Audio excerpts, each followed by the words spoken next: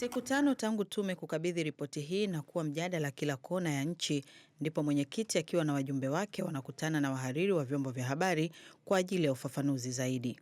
Mbele ya wahariri hao, mwenyekiti Jaji Chande akaeleza namna ambavyo wamependekeza hatua za uwajibikaji, kwani wanaamini kuwa lililotokea lazima watu wawajibike. Awajibishwe anayestahili, asiyestahili asiwajibishwe. Na wengine wakenda zaidi kwamba asitolewe mtu kafara kwenye kuwajibishana. Ni uwajibikaji binafsi wa mtu aliyoshiriki kwenye kutenda kosa la jinai au la madai. Na kwa polisi si jambo geni. Kwanza sheria inasema hivyo kwamba askari polisi atakayesababisha mauaji au kifo kwa kutumia silaha atawajibika yeye mwenyewe binafsi. Ndani ya ripoti yenyewe, swala la kupotea au kutekwa kwa watu lilitajwa kama kichocheo cha yaliyotokea Oktoba 29. Hivyo akaeleza namna ambavyo hata wao wanaumizwa na kutaka hatua zichukuliwe.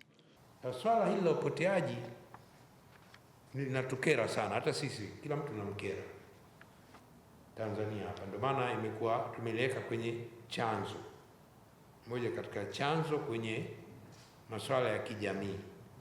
Polisi zina kazi nyingi tofauti, lakini hili ni swala ambalo linahitaji kipaumbele, linahitaji mkakati maalum wa kuweza kulitatua, na unakwenda kwenye mizizi yake, kwenye mizizi ili lipunguke, tuone kabisa kwamba linapunguka na linaondoka.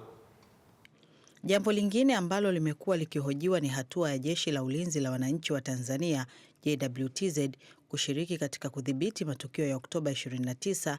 Hivyo mjumbe wa tume Balozi Modest Melo akaeleza sheria iliyotumika. Swali hilo linajibiwa na Sheria ya Ulinzi wa Taifa ambayo ni sheria namba 24 ya mwaka 66.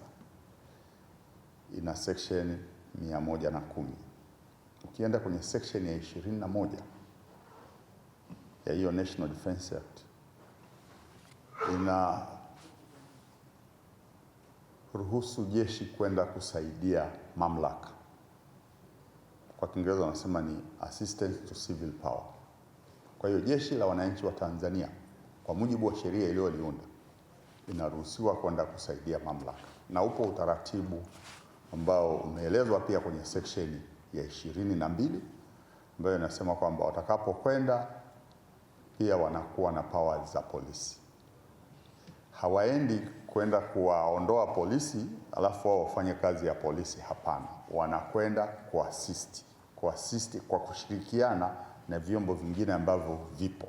Tume kwenye ukusanyaji wa ushahidi wake ilitumia siku 153 ambapo waliwasiliana na watu 62,700 wakiwemo 6,205 waliokutana nao ana kwa ana, ikiwa ni sawa na watu 40 kwa siku. Sheila Mkumba, Azam News, Dar es Salaam.